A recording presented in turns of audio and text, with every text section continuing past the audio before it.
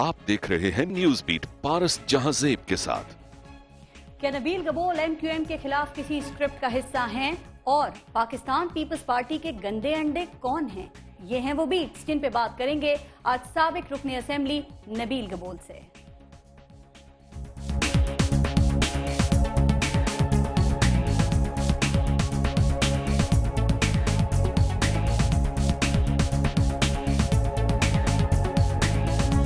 नबील गबोल की बात की, वो कांटेक्ट तो बहुत कर रहे हैं पीपल्स पार्टी के मुख्तलिफ लोगों से शमूलियत के लिए। उन्होंने इस्तीफा नहीं दिया, अल्ताफ भाई ने उनसे इस्तीफा लिया। वजह क्या थी कि वो अपने हलके में टाइम नहीं देते थे। तो ये नबील गबोल का मसला है। अब देखें उसने पार्टी ज्वाइन करनी है, तहरीक इंसाफ में आता है या पीपल्स पार्टी में आता है। मेरी तो ख्वाहिश होगी कि आज तहरीक इंसाफ में। आज मैंने इमरान खान को भी कहा कि टेक हिम इन पार्टी।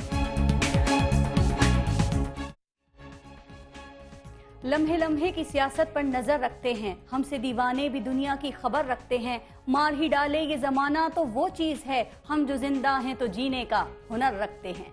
पहले पाकिस्तान पीपल्स पार्टी, फिर MQM और अब किसी नई मंजिल की तलाश में सरगर्दा नबील गबोल आजकल कई हवालों से मीडिया की शह सुर्खियों में हैं। एक जानिब उनका साबका हल्का NA 246 MQM, तहरीक इंसाफ और जमात इस्लामी का मैदान इंतखाब बना हुआ है, और दूसरी जानिब खुद नबील गबोल ने एक के बाद एक इंकिशाफात का सिलसिला शुरू कर रखा है। ऐसे इंकिशाफात जो कभी MQM के अंदरूनी इख्तिलाफात की कहानी सामने लाते हैं और कभी इसके मैंडेट को सरासर धांधली ज़दा करार देकर मशकूक करते हैं और हरीफ जमातों तहरीक इंसाफ और जमात इस्लामी की उम्मीदों को बढ़ाते हैं। कहीं ये सब करके नबील गबोल खुद को मशकूक किसी स्क्रिप्ट का हिस्सा तो साबित नहीं कर रहे, और वो ये सब हकाइक बताकर अपनी MQM में जाने की गलती का मदावा करना चाहते हैं। उन दोस्तों को मनाना चाहते हैं जो उनके MQM में जाने की वजह से नाराज हो गए हैं। अहम बात यह है कि क्या नबील गबोल के ये इल्जामात जमीनी हकाइक से हम आहंग हैं? क्या इन इल्जामात का असर NA 246 के ज़िमनी इंतखाबात पर पड़ेगा? जिस खून रेजी का खदशा जाहिर किया जा रहा है उसके इम्कानात कितने हैं और उसको कैसे रोका जा सकता है? इन सब इश्यूज पर आज हम बात करेंगे साबिक रुकन कौमी असेंबली नबील गबोल से, और साथ साथ उनसे ये भी जानेंगे कि क्या पाकिस्तान पीपल्स पार्टी नबील गबोल के लिए अपने गंदे अंडों की कुर्बानी देने को तैयार है। एक ब्रेक लेंगे और ब्रेक के बाद हमारे साथ मौजूद होंगे सरदार नबील गबोल। देखते रहिएगा न्यूज बीट।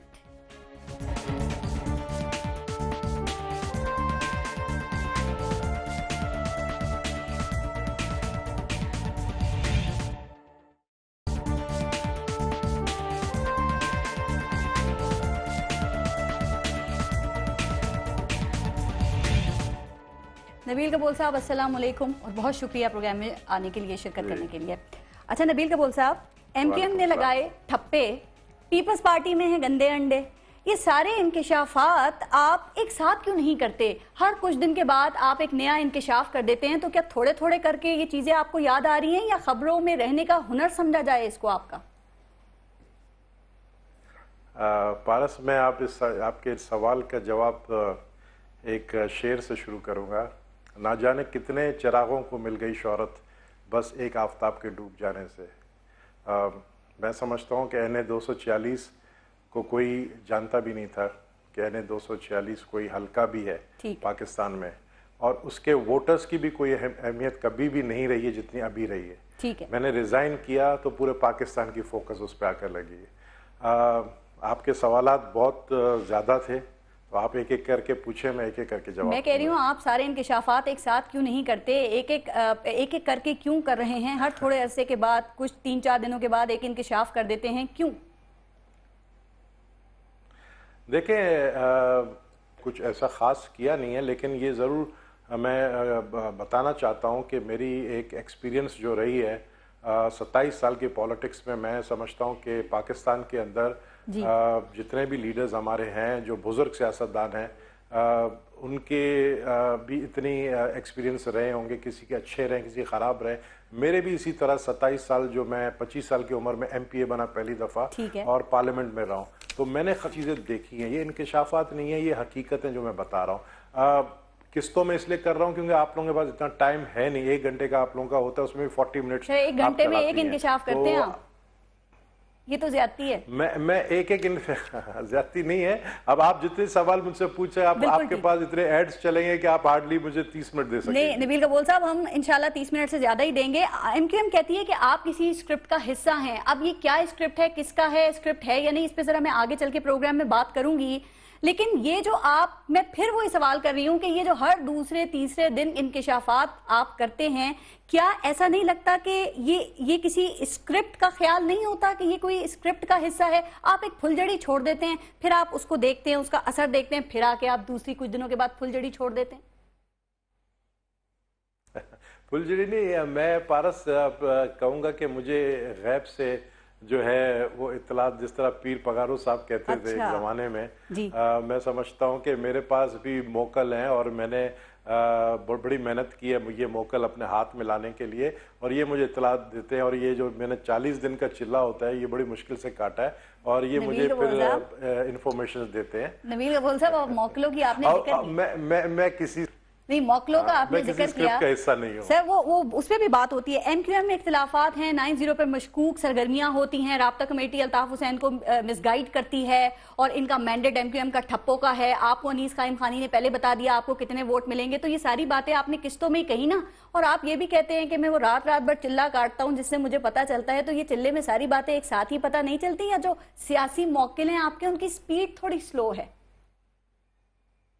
और ये जो मेरे सियासी मौकल है ना, ये ज्यादातर और भी धंधों में रहते हैं, इनका काम और भी है। अच्छा, बिजी तो हैं जब उनको टाइम मिलता है तो वो मुझे जो है बताते रहते हैं, और जब पूरी रात में जागता हूँ और उनसे पूछता रहता हूँ तो ये बातें मुझे इस तरह पता चले। आने वाले दिनों की भी मैं पेशगी सिर्फ कर सकता हूँ, और यही वजह है मुझे बड़ी हैरत हुई कि जब मुझे बड़े बड़े कुछ चंद बुजुर्ग लीडरों का फोन आया कि आप हमारा हाल बताएं फ्यूचर का। अच्छा। तो मैंने कहा मैं सियासी पंडित बनने जा रहा हूँ, ऐसी कोई बात नहीं, मैं अपनी तरफ से तुक्का लगा लेता हूँ। फ्रैंकली स्पीकिंग वो तुक्का कभी कभी सही हो जाती है। ठीक। नबील कबूल साहब, अभी आपने जिक्र किया था मैं किसी स्क्रिप्ट का हिस्सा नहीं हूँ, तो इस इल्जाम को आप कैसे क्लियर करेंगे कि आप किसी स्क्रिप्ट का हिस्सा नहीं हैं, या एमक्यूएम को कट टू साइज करने की कोशिशों को आप हिस्सा नहीं हैं?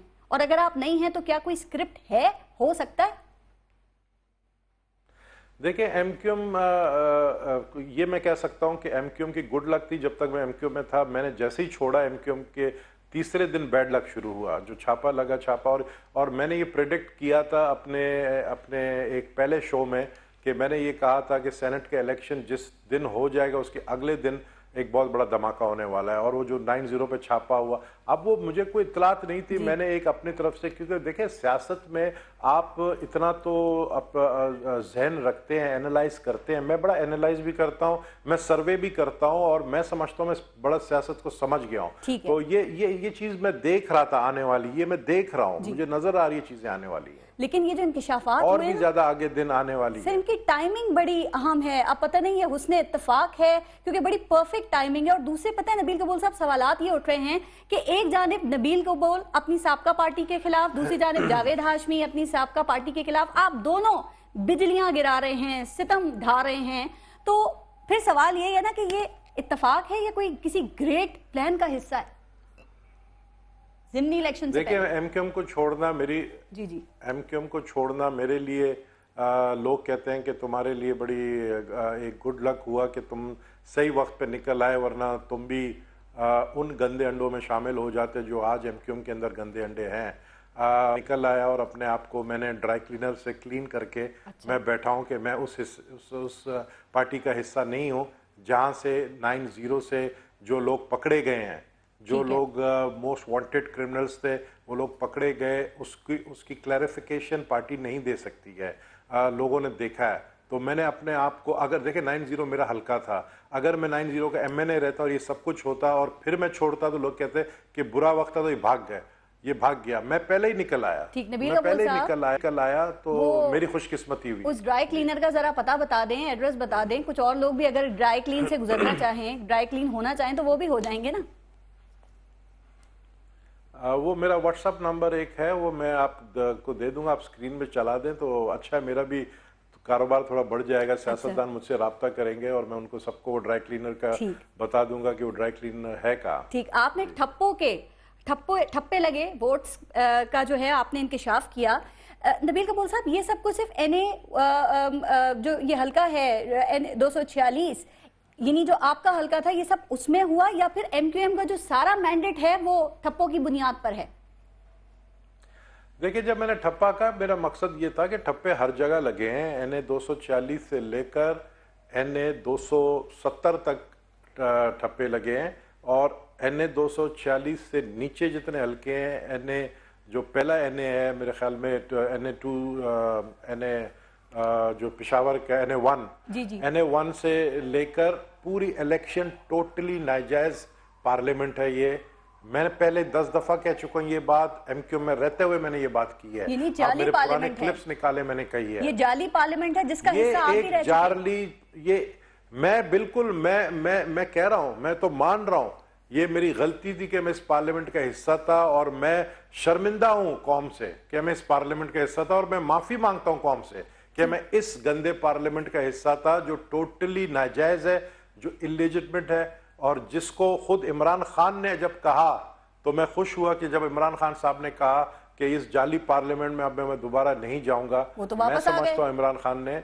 जल्दबाजी की और इमरान खान को नहीं जाना चाहिए था जब तक जुडिशल कमीशन की रिपोर्ट नहीं आती। बहरहाल उनकी अपनी पार्टी का पॉलिसी है, वो गए, लेकिन जुडिशल कमीशन की रिपोर्ट आने के बाद ये मैं आपको जरूर बताऊं कि आपको पता चल जाएगा कि 50 के करीब के तो एविडेंस है जहां पर रिगिंग हुई है और उसी के बुनियाद पर फिर mid term election. Nabeel Kapoor साहब, ये आपने कहा कि मैं शर्मिंदा हूं इस जाली पार्लियामेंट का हिस्सा बनने पर, तो जाली पार्लियामेंट का हिस्सा बनने पर शर्मिंदा है या MQM का हिस्सा बनकर इस पार्लियामेंट का हिस्सा बनने पर शर्मिंदा है?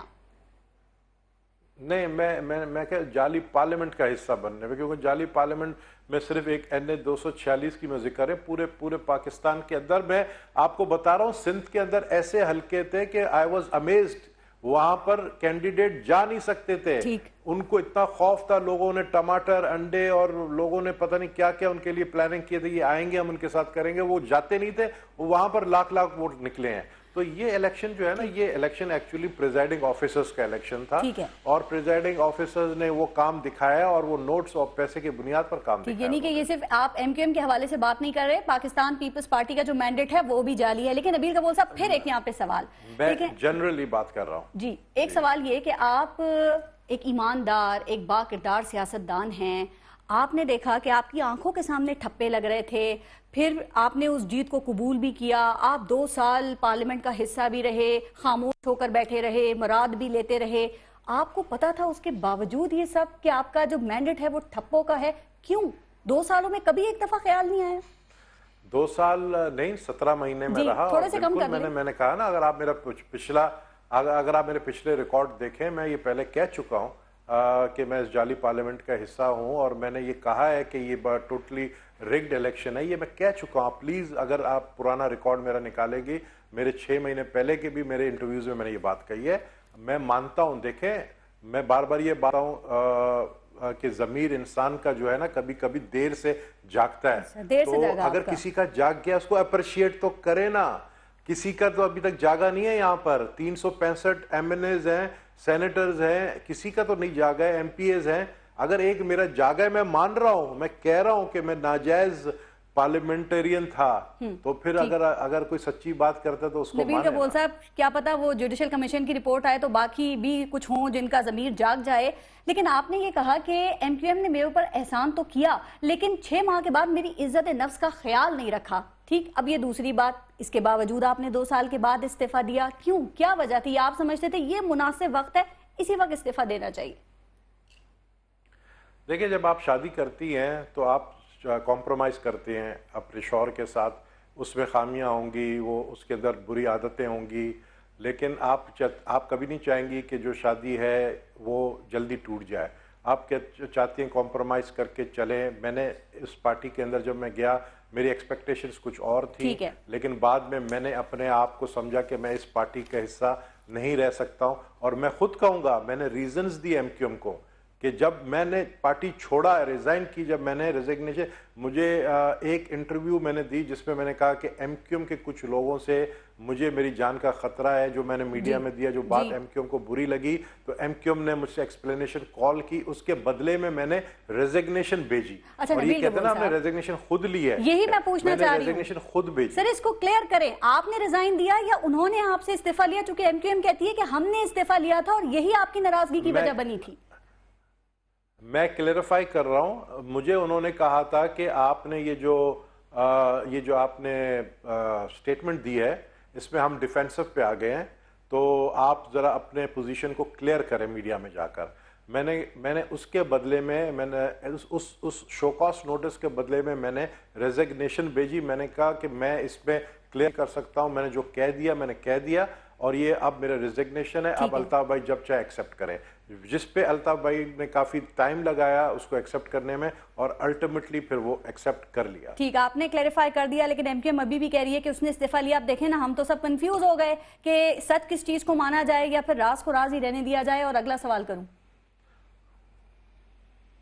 नहीं, आप तो मैं तो कह रहा हूं कि एमक्यूएम, अल्ताफ भाई एक स्टेटमेंट दे दें, अल्ताफ भाई कह दें कि उन्होंने इस्तीफा लिया है मुझसे, मैं तो अल्ताफ भाई की बात को मानूंगा। ये नीचे वाले गंदे अंडों की बातों को मैं जवाब। अच्छा नबील कबूल साहब, अब जुडिशल कमीशन बन गया है, 16 तारीख से वो काम शुरू कर रहा है, और आप एनी शाहिद है ना, आपने कहा कि मैंने अपनी आंखों के सामने ठप्पे लगते हुए देखे हैं, तो जाएंगे आप जुडिशल कमीशन में, और कब तक जाएंगे? देखिए, जुडिशल कमीशन मुझे बुलाएगी, मैं जरूर जाऊंगा। मैंने ये कोई फैसला नहीं किया कि मैं खुद जाके पेश होऊंगा। मुझे मेरे इस सारे इतने इंटरव्यूज में उन्होंने सुना होगा जुडिशल कमीशन, अगर मुझे बुलाएगी तो मैं जरूर जाऊंगा। आप जाली पार्लियामेंट के खिलाफ देखिए, ये आंख जो होता है ना, आप लोग एक कैमरे की तरह रिकॉर्ड नहीं करता है। मेरी आंखों में कोई ऐसी सिस्टम नहीं था कि मैं रिकॉर्ड कर रहा था जो कुछ हो रहा है। मैंने एक चीज बताई कि मैंने देखी है, और मेरे पास उसका एविडेंस नहीं है, सबूत नहीं है, एविडेंस मांगती है। बिल्कुल ठीक। अच्छा, ये जो ठप्पों का आपने ताजा तरीन इंकिशाफ किया है, उसी पर एक दो बातें और। आपने जो सूरत हाल बताई है नबील कबूल साहब, इसका मतलब यह है कि जो पोलिंग स्टाफ है वो भी फरीक हो सकता है, जो आप अपने वो ठप्पे लगने की जो आपने सूरत हाल बताई थी, तो क्या आप इस बात को मानते हैं? और एमक्यूएम जो करती है उसमें ताकतवर हलकों का कितना अमल दखल है? मैं आपको एक बात बताऊं, मैं 2 हलकों से इलेक्शन लड़ रहा था, NA 246 से भी लड़ रहा था और लियारी NA 248 से भी लड़ रहा था, जो कि मैंने सुबह 11 बजे पे बॉयकॉट कर दिया NA 248 का। वहां पर तो टोटली जो है, वहां पर पोलिंग स्टेशंस को कब्जा करके ठप्पे मार रहे थे, वोटर्स थे ही नहीं। और यहां तक हुआ कि 5 बजे जब पोलिंग का जब टाइम खत्म हुआ, तो जब पता चला पीपल्स पार्टी का कैंडिडेट को बहुत कम वोट मिले और पीटीआई के कैंडिडेट को 27,000 वोट लियारी से मिले, तो वहां के जो गैंग वॉर के लोग थे वो परेशान हो गए, क्योंकि उनको ऊपर से इंस्ट्रक्शन था कि भाई आपको हर हालत में सीट हमें जिता कर देना है। तो उन्होंने फिर बैठ के 5 बजे से लेके 12 बजे तक ठप्पे मारे हैं, 12 बजे तक बैठ के ठप्पे मारे, और प्रिजाइडिंग ऑफिसर्स को बंद कर दिया था कमरे के अंदर, और वो बेचारे डर के मारे कह रहे थे जो करना है करो, लेकिन हमें मत मारो। लेकिन नबील कबूल साहब, बैलेट पेपर्स भी तो उनको किसी ने दिए होंगे ना, और पोलिंग स्टाफ के बगैर ये इतने बड़े पैमाने पर ठप्पे तो नहीं लग सकते? आप बहुत भोली हैं, मैं आपको समझाता हूँ। मैं समझना चाहती हूँ, 7वां इलेक्शन लड़ा है मैंने। जी। मैं आपको बताता हूँ किस तरह होता है। प्रिजाइडिंग ऑफिसर जो बैलेट बॉक्स, जो बैलेट पेपर्स जिसके हाथ में होते हैं, उसको आप सिर्फ एक उसके गन सामने रख दें टेबल पे ऐसे, ठीक है, आपको तरीके बताता हूँ। टेबल पे रख दें और उसके बाद उसको कहें कि भाई साथ देना है तो ठीक है, नहीं देना है तो ये गोली सामने पड़ी है, और फिर उसको कमरे में बंद कर देते हैं। और जब कमरे में उसको बंद कर देते हैं तो फिर यही तो रोना है मेरा, यही तो रोना है। NA 248 में मैंने, मेरी आवाज शायद एको हो रही है? नहीं, बिल्कुल क्लियर आ रही है आपकी आवाज, क्लियर है।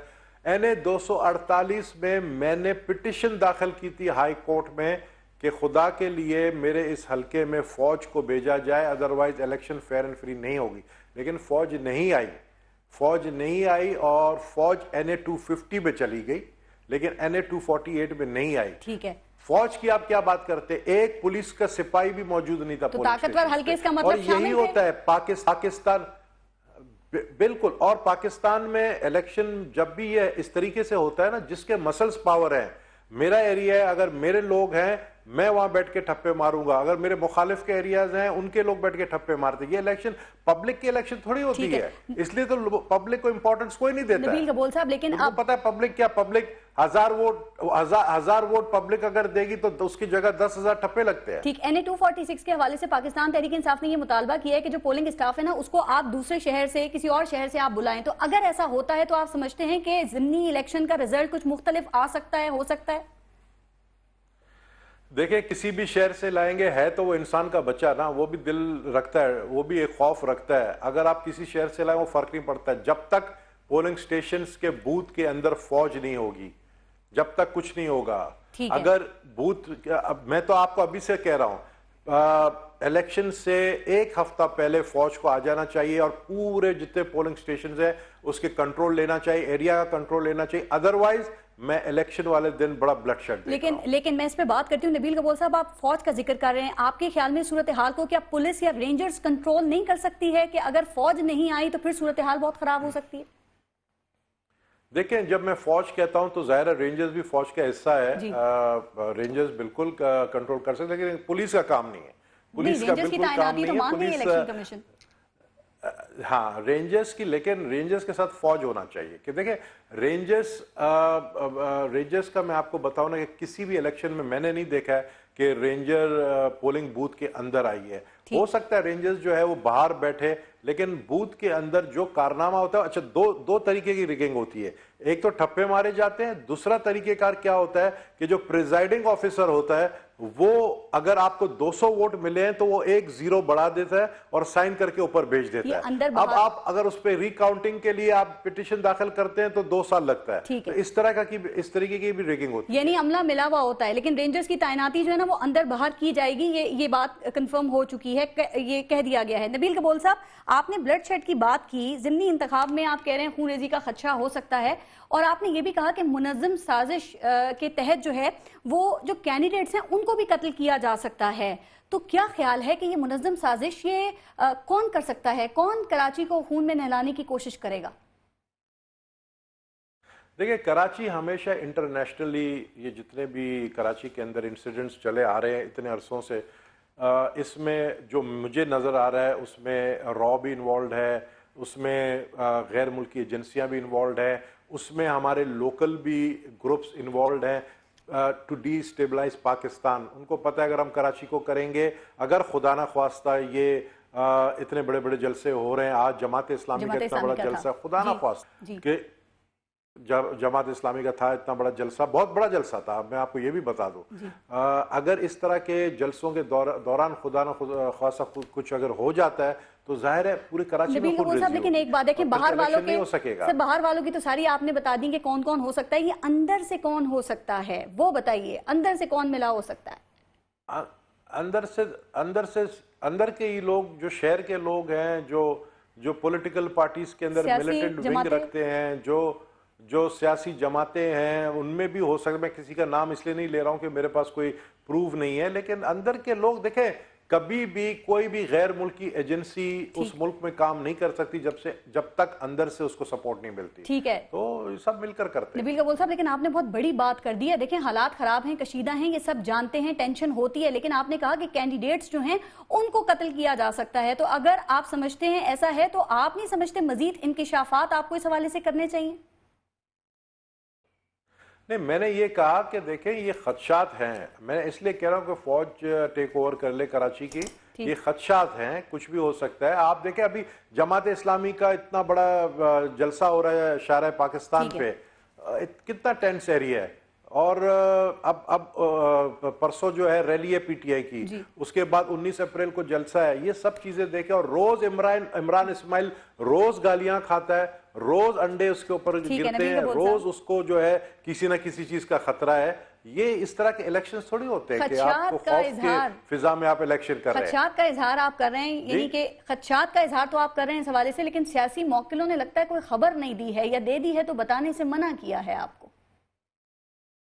नहीं, मैं खुदा न ख्वास्ता कोई ऐसी बात कह दूं कल को मुझे पकड़ के ले जाए, उल्टा लटका दें, बोले जी तुमने बोला था बंदा फिलहाल मारा जा रहा है, इसका मतलब ये तुम्हें पता था, तुमने क्यों नहीं? मैंने एक खदशात का इजहार किया। बिल्कुल ठीक है। नबील गबोल साहब, ब्रेक एक यहाँ पे लेंगे, ब्रेक लेंगे और ब्रेक के बाद बात करेंगे कि पाकिस्तान पीपल्स पार्टी या पाकिस्तान तहरीक इंसाफ, नबील गबोल का नया सियासी किबला कौन हो सकता है। बात करेंगे ब्रेक के बाद, देखते रहिएगा न्यूज़ बीट।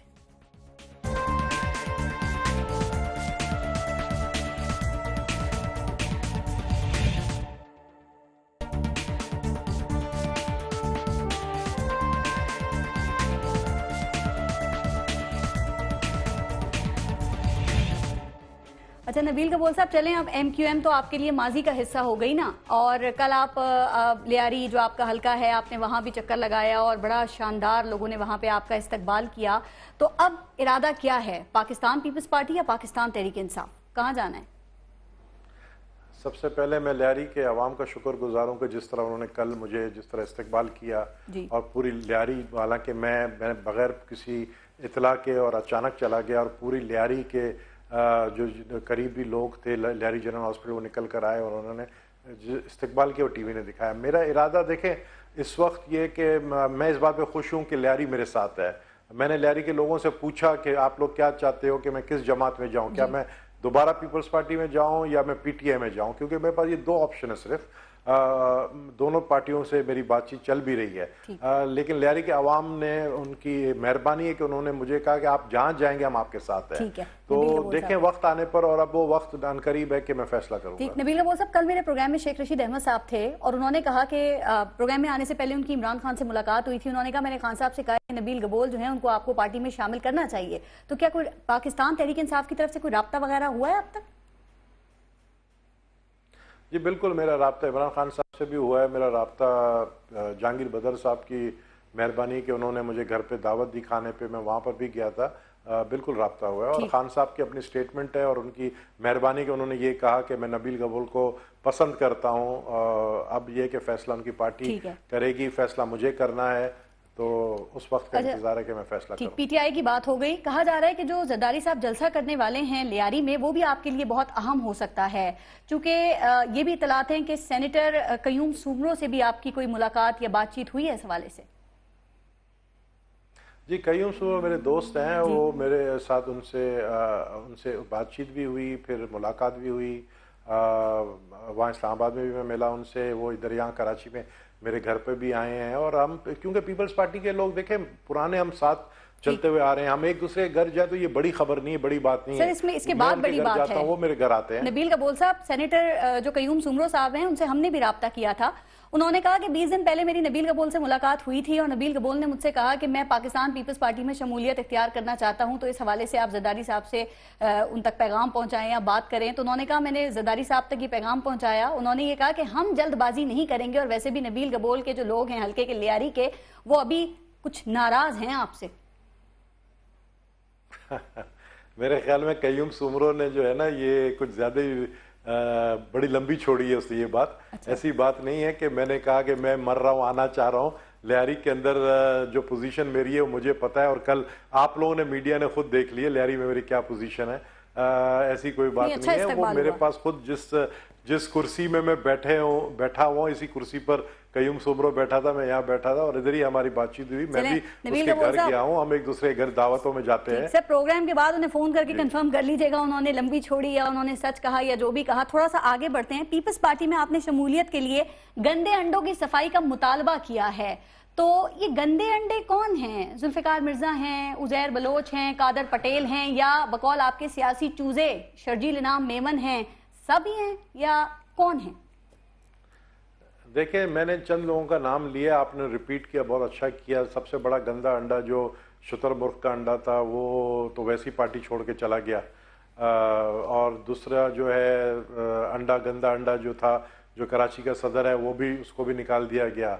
अब इंतजार में जो चूजा है उसको भी पार्टी निकाल दे तो पार्टी क्लीन हो जाए गंदे अंडों से। इसलिए मैंने कहा कि अपने पार्टी की कुदरती, अल्लाह की मेहरबानी, अल्लाह मुझ पर मेहरबान है कि ऐसे गंदे अंडे खुद ब खुद जो है ना नबील कबूल टूट के साहब। उनमें से चूजे निकल रहे हैं और मर रहे हैं। जी। ठीक, आप क्या इतना अहम खुद को समझते हैं कि आपके लिए पाकिस्तान पीपल्स पार्टी अपने अंदर सफाई का अमल करेगी? क्योंकि पीपल्स पार्टी के कुछ लोग भी ये बात कर रहे हैं कि इस पार्टी में आने वो नहीं आ सकता जो शराइत रख कर आए कि ये शर्तें मानोगे तो मैं पार्टी में आऊंगा।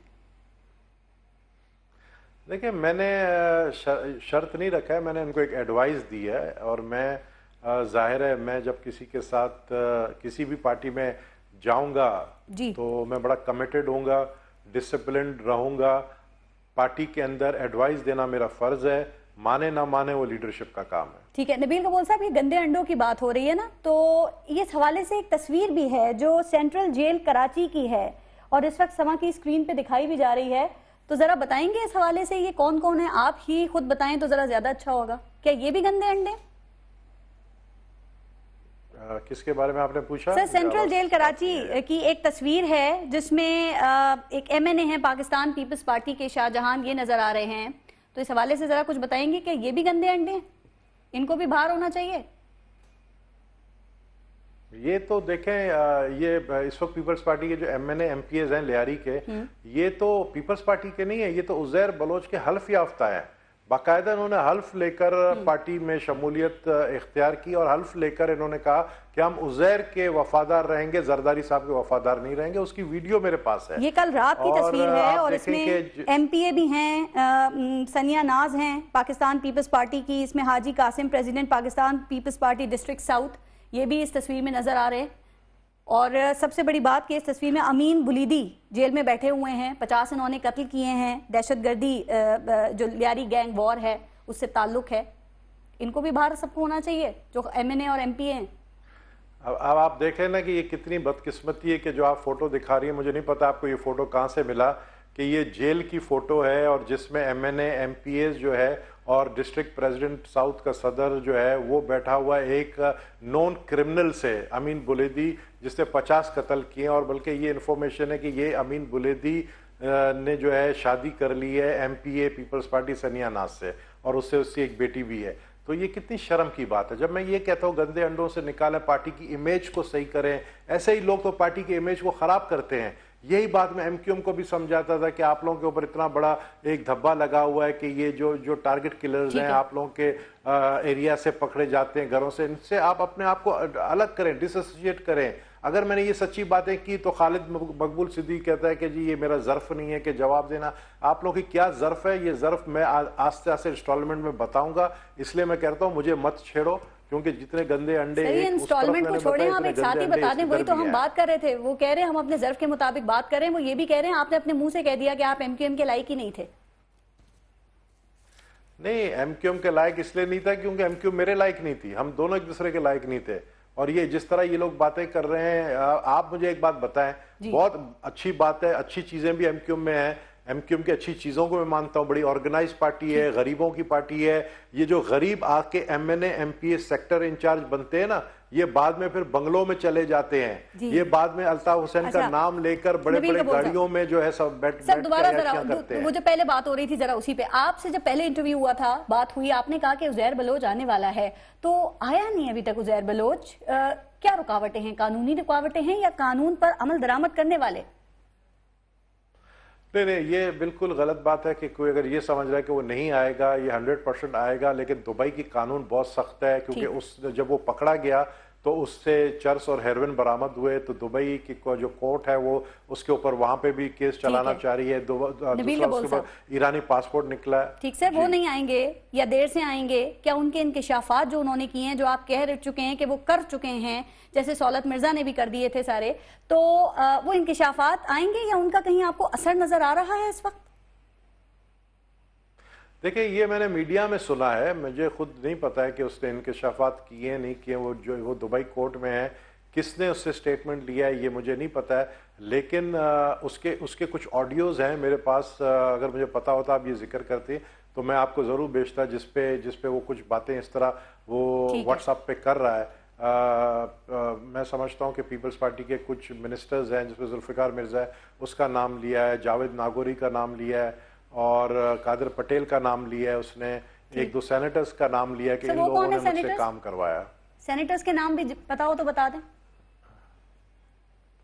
वो मैं आपको व्हाट्सअप करके भेजता हूँ, मुझे अभी याद नहीं है, मेरे पास वो व्हाट्सअप में रिकॉर्डिंग है। अच्छा, अब हमने उज़ैर बलोच की बात की तो थोड़ी सी बात जरा वो जो मॉडल हैं अयान अली, उनके हवाले से भी कर लेते हैं। अब खबरें ये आई हैं कि वो सिंध की एक सियासी शख्सियत का पैसा लेकर दुबई या बाहर जाती थी, तो नाम जानते हैं आप उस सियासी शख्सियत का, कौन है, बता सकते हैं? देखिए, इतना खुश नसीब या इतनी अच्छी शक्ल नहीं है उज़ैर की कि अयान जो है मॉडल वो इतनी खूबसूरत है कि वो इसका पैसा लेकर जाएगा उज़ैर का। लेकिन बातें सियासी शख्सियत का पैसा लेकर जाती थी, ये खबरें हैं, वो कौन है? क्या आपने वो उज़ैर नहीं, मैंने कहा उज़ैर बलोच की बात हुई। पूरी कंप्लीट बात क्या है? कंप्लीट बात ये है कि उस पे ये एलिगेशंस लग रही हैं जो मीडिया में आई हैं कि वो पैसे लेकर जा रहा था $5 लाख जो कि उज़ैर के वकील को देना था। जी ऐसे ही है। ये बात है। तो इतनी अच्छी शक्ल नहीं है कि उसका, चले उनकी शक्ल अच्छी नहीं है, लेकिन ये भी खबरें हैं कि वो किसी सियासी शख्सियत का भी पैसा लेकर बाहर जाती थी। तो वो जो सियासी शख्सियत है उसका आपको पता है, बता सकते हैं? क्या वो सिंध हुकूमत का हिस्सा है, कोई वजीर है, कोई चूजा वूजा तो नहीं है? सियासी चूजे की भी इतनी अहमियत नहीं है, उसकी भी इतनी अच्छी शक्ल नहीं है चूजे की जिसके जिक्र आपने किया है। मैं नहीं, मुझे फ्रैंकली मैं इसके बारे में इसलिए कुछ नहीं बता सकता कि मुझे वाकई नहीं पता कि वो पैसे किसके। अच्छा, रहमान मलिक साहब ने तो क्लियर कर दिया, उन्होंने कहा कि अगर मेरे भाई का कोई भी ताल्लुक साबित हो गया तो मैं तो इस्तीफा दे दूंगा। रहमान मलिक बेचारा मलंग आदमी है, रहमान बाबा उसका नाम रखा है, उसके पास $5 लाख कहाँ से आए?